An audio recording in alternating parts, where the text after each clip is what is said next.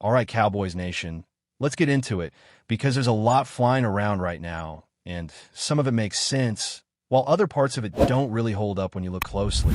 The chatter that really caught fire this week was about Jeffrey Simmons and the possibility that the Tennessee Titans could be willing to move him. Now, this all started with one report that threw around some contract numbers, but here's the thing, the math didn't check out. When you start hearing about $31 million in dead money, that sounds dramatic, but that's only the case if Tennessee cut him outright, not if they traded him. In reality, if Simmons were moved, the dead money would be closer to $15 million, not $31, and the team acquiring him would take on a cap hit in the neighborhood of $20 million for next year. That's still a big chunk, no question, but it's not the doomsday figure that was being thrown around. So here's what makes Simmons interesting. This season, even on a struggling Titans team that looks like it's headed toward a rebuild, Simmons has flashed the same disruptive ability that made him such a force in 2022. He's strong against the run, he can collapse the pocket, and he already has a couple of sacks and several tackles for loss. When healthy, he's the kind of interior defender that changes how an offense has to block you. The problem, at least from a Cowboys perspective, is whether it really makes sense to add another highly paid defensive tackle when you've already invested in Kenny Clark and Osao Odigizwa. Those two guys are going to command snaps and money. So would you really want to give up draft capital and eat a $20 million cap figure for someone who might only be on the field 40% of the time? It feels like a case where the player is excellent, but the fit isn't there right now. If Dallas was thin inside, maybe you think harder about it, but given the current roster construction, that move just doesn't add up. Now, shifting gears, there's another name that's been popping up in the rumor mill, and that's cornerback Tariq Woolen out in Seattle. This one actually grabbed my attention because it checks a lot of boxes that Dallas tends to like. Woolen is 6'4", over 200 pounds, runs a blazing 40, and has arms that stretch forever. That's the exact prototype the Cowboys love at corner. His rookie year was eye-opening with 6 interceptions, and even though he hasn't quite matched that production since, you know the upside is there. Reports say his playing time has been reduced this season with other younger guys stepping up, and when a player starts losing snaps in a contract year, that's usually when trade talks heat up. Here's why this one is intriguing. Dallas has not been getting consistent cornerback play. That's just the reality. Bringing in Woolen would instantly upgrade the athleticism and give you a guy who can match up with big-bodied receivers, something this defense has struggled with. But the concerns are real too. First off, you've already committed money to Darren Bland, and if Woolen plays well, you'd be looking at paying him in a couple years. Do the Cowboys want to tie up that much money in 2 corners when they still have to figure out what to do with Micah Parsons, CeeDee Lamb, and others? Second, scheme fit matters. Woolen thrives in man coverage, where he can use his length and speed to press and recover. Dallas has been leaning heavily on zone concepts, and that's not really his strength. If you bring him in and then don't use him properly, you're setting yourself up for another mismatch between front office decisions and coaching strategy. That said, if the price is right, this is the kind of move that makes sense because corner is a need. The question is what right price means. If Seattle wants a mid-round pick, maybe a day 3 selection, then you can talk yourself into it. But if it's going to cost a second-rounder or higher, I don't think that's worth it for what could end up being a 1-year rental. It's always a balancing act between filling holes now and protecting your future flexibility. And then there's Cam Jordan. His name came up as a potential trade target, and you know what? It's worth at least kicking around. The Saints are not in a good spot right now, and sometimes veteran players want the chance to chase a ring elsewhere. Jordan has been a monster in the past, one of the most consistent edge rushers of the last decade. But let's be honest, he's not the same guy anymore. He's still solid, but you're not getting double-digit sacks. You're getting a reliable presence, someone who knows how to play, but not the Pro Bowl version that used to wreck games on his own. The upside here is that his contract is very manageable. He's playing on the veteran minimum base salary, so you're not blowing up your cap to make it work. If New Orleans is willing to move him for a late-round pick, maybe you take a flyer because, let's face it, Dallas needs help at edge.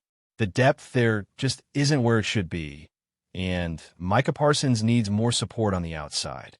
Still, You don't want to fall into the trap of chasing big names for what they used to be instead of what they are right now. Bringing in Cam Jordan for leadership and depth makes sense, but if you expect him to transform your pass rush, you're probably setting yourself up for disappointment. He's more of a piece than a solution at this point in his career. On the offensive side, Bleacher Report threw out Xavier Legette as a trade idea. And I'll be real with you, I don't get it.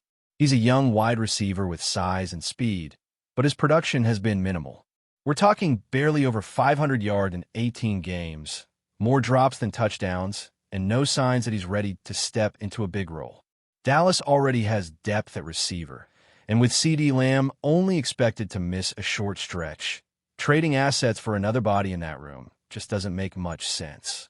You've got guys like Jalen Tolbert stepping up in clutch moments, Cavani Turpin giving you that spark, and Brandon Cooks already in the mix. Why add another unproven receiver who hasn't shown the ability to consistently produce? That feels like making a move just to say you made one, and that's never smart roster building. So here's where things stand. Jeffrey Simmons is a fantastic player, but the Cowboys' defensive tackle rotation is already crowded and expensive. Tariq Woolen is a high-upside corner who fits the Dallas mold, but you need to be careful about cost and scheme fit. Cam Jordan is a respected veteran who could add depth on the edge, but expectations need to be realistic. And Xavier Legette? That one just doesn't check out at all.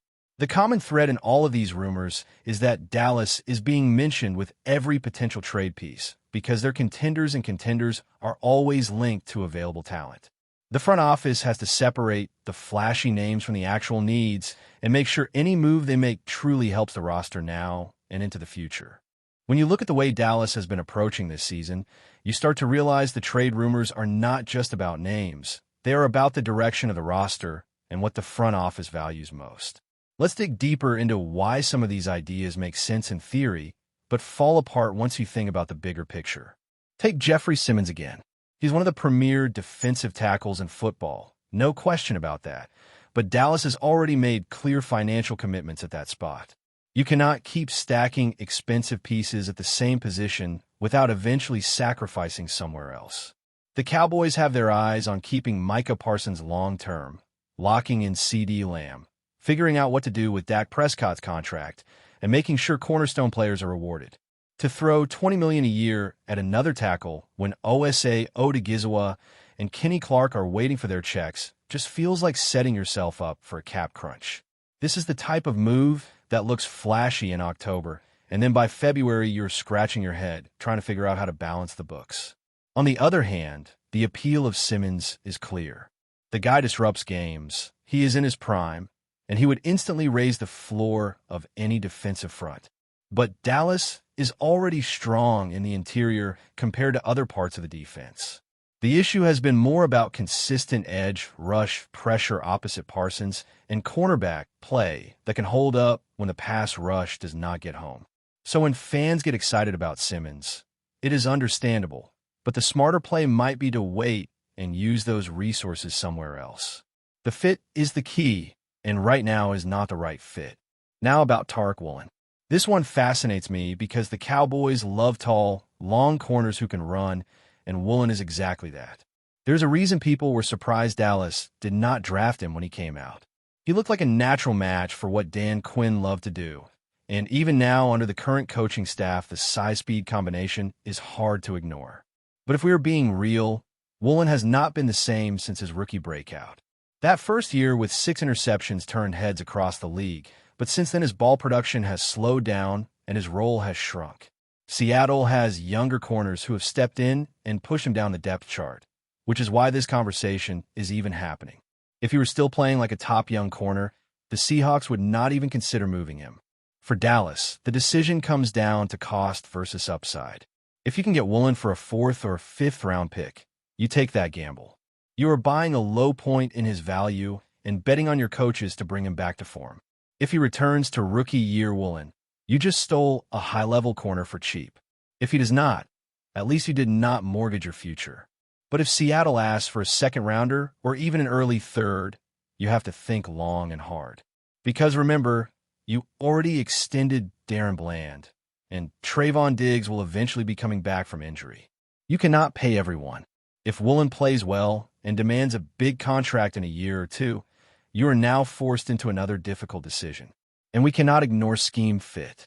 Dallas plays a lot of zone concepts now, mixing cover 2 and cover 3, and Woolen has not been as effective in zone. He is best in man coverage where his speed and length can erase mistakes. So the front office and the coaching staff need to be aligned on how they would use him. Otherwise, you end up in the same cycle we have seen before where a talented player comes in but does not fit what the defensive coordinator wants to run. That is wasted resources, and this team cannot afford that. Then you shift over to Cam Jordan, a name that carries a lot of weight because of what he has done in his career. Jordan has been one of the most respected edge defenders in the game for over a decade, the kind of player who sets a tone with leadership and effort. But Father Time is undefeated, and the version of Cam Jordan that wrecked offensive lines year after year is not the one you would be trading for today.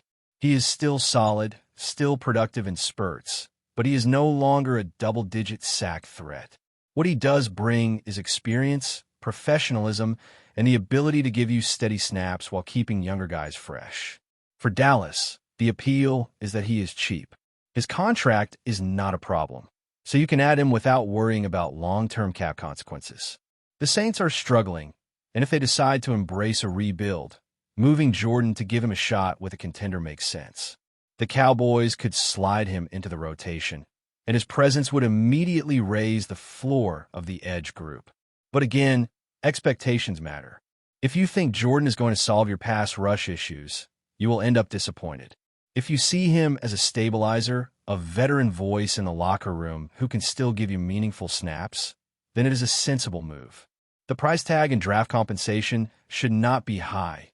Maybe a late-round pick, which makes it a relatively low-risk gamble.